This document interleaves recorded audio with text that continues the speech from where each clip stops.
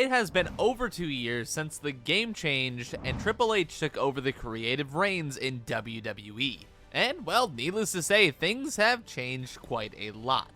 We now have long-running stories with intricate narratives, complex character with relatable motivations, and we also have R-Truth. I hope that last one especially never changes. However, through this era, this Paul Levesque era, we have seen the rise of several stars who have become true mainstays on WWE programming. So today I wanted to overview some of the wrestlers that Triple H has booked the best and give this guy his props for doing a good job. However, if you want to see me rag on him for his worst booking so far, I'll make a video on that if this one hits, let's say, 500 likes. Also, if I do miss any of his best bookings here in this video, be sure to sound off in the comments down below. All that being said, let's get started and talk about the Scottish Warrior, Drew McIntyre.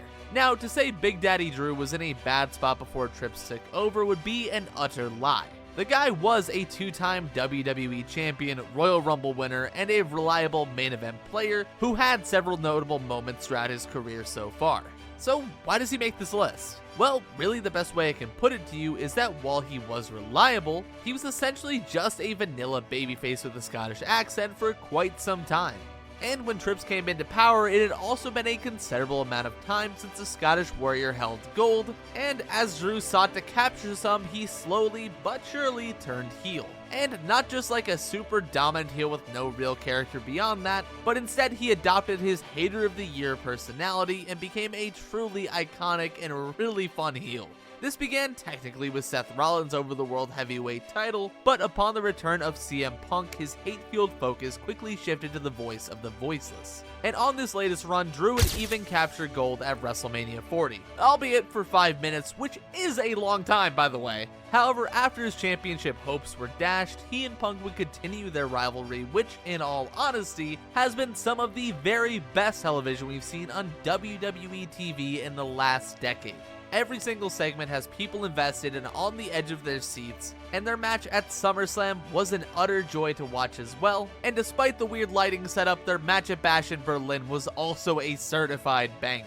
So while I'd certainly argue that the old Drew was getting a bit bland, this new creative direction he's been on since Trips took over has certainly helped make him arguably one of the most interesting characters on WWE TV today. Conversely to Drew, who I'd say previously had some great stories under Vince McMahon, I'd argue one of the worst book wrestlers by Vinnie Mac was Nia Jax. Sure, she won some gold and had an okay story with Alexa Bliss that one time, but overall and in general, she was just a wrestler who botched moves and had little going for her otherwise. However, since her return, I really feel that both Nia the in-ring performer and Nia the character have generally improved.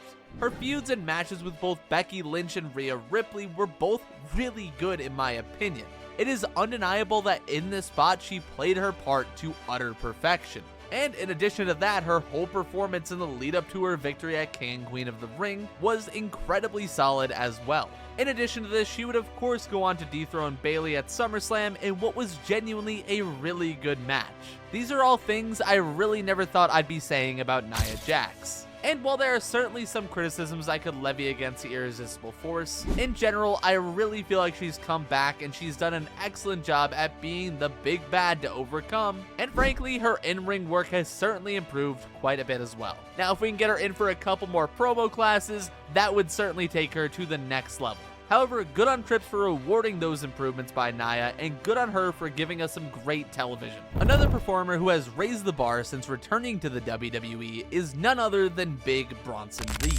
Now, I'm not gonna lie, for a majority of his second run, I've been lukewarm on him at best. But ever since he gave those tsunamis to Seth Rollins and started being pushed properly, I can't help but feel like this guy might have something special to him. Like, don't get me wrong, there have certainly been some missteps in his second run, like how he was randomly brought back to the company by The Miz of all people. However, especially in recent weeks, he's come into his own. His stuff with Sammy was pretty good, but all these brutal beatdowns on guys like Truth, Miz, and even Braun Strowman have elevated him to new heights. Sincerely, that backstage brawl he and Braun did on Raw recently was actual must-watch television, and that whole segment features bits and clips that will likely be used in promo packages for years to come. My feelings here are absolutely fueled by some recency bias, but so long as Trips keeps this trajectory for Bronson, then he will absolutely become a major player in WWE for years to come.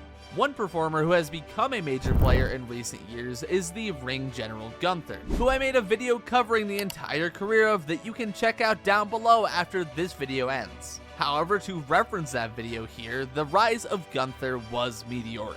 And while he was never particularly in dire straits in his time in the WWE, he did come harrowingly close once upon a time. As before Triple H took over, allegedly Vince McMahon was just weeks away from derailing and prematurely ending Gunther's time with the IC title. That title reign of course being the thing that both elevated the title and the star holding it to new heights, setting records along the way. And because of that, it would shock me to no end if Gunther wasn't used as a primary main event star for the next decade to come. His booking under Triple H has seen him go from a very solid hand and mid-card champion to being the perfect embodiment of what a dominant heel world champion should be in 2024. Gunther truly is a clear showing of what great booking and enough patience can really do to the wrestling landscape. And speaking of patience, the next guy I want to talk about has really come into his own after cashing in his Money in the Bank contract, and I am of course talking about Damian Priest. See, Punishment Martinez came into the WWE system down in NXT and was booked solidly well. However, especially in his initial main roster run, he felt rather vanilla and bland.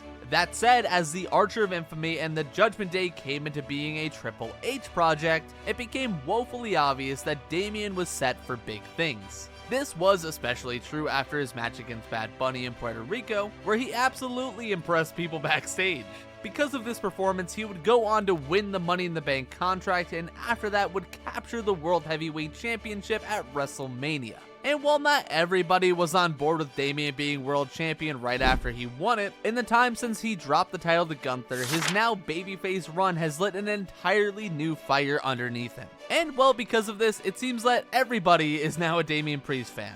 Very similarly to the aforementioned Ring General, it seems like Damian is going to be mixing it up in the main event scene for the next several years because of this. Once again, you cooked up something nice, Trips. Similarly to Judgment Day, another notable group which you could say was perhaps more of a Triple H original is Damage Control. And well, I could talk about the individuals, but in general, I feel like the current group has been significantly elevated by Trips. Notably, I feel their introduction at SummerSlam 2022 was an injection of life into the women's division, and in my opinion, they've only gotten better in the years since. The feuds they've been a part of, Io being pushed as the top woman on SmackDown and Bayley breaking off from the group, have elevated all the up-and-coming women involved. Simply put, Kairi looks better, Io looks better, Dakota looks better, and even Asuka looked better before she got injured. I miss her so much, I hope she gets better soon. The current iteration of the group feels like a lethal and dominant force on Raw at the moment, and in the coming year or so, I'm eagerly anticipating every segment they take part in as they are simply that incredible.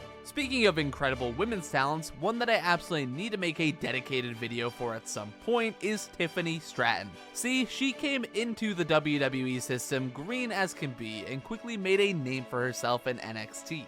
In fact, she rather quickly won the NXT Women's Championship. And while this was good and all, her booking and star gradually reached new heights as Becky Lynch challenged her for the title. And while some people would say her losing to Becky was a misstep, if anything, it showed that without a doubt that she could hang with arguably the biggest star women's wrestling has ever seen. To me, this no doubt elevated her.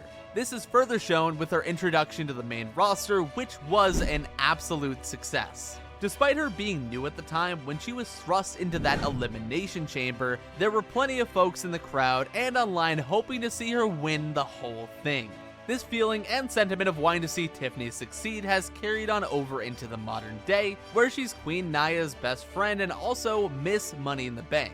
She has gotten over like Rover, and frankly, it's only a matter of time before Trips books her to win the WWE Women's title. And well, another performer who came up in the very same NXT 2.0 era is none other than Braun Breaker. See, many folks thought Bronathan would be called up way sooner than he actually was, but if I can be frank, the guy was absolutely worth the wait. Since arriving on the main roster, he has been a force to reckon with.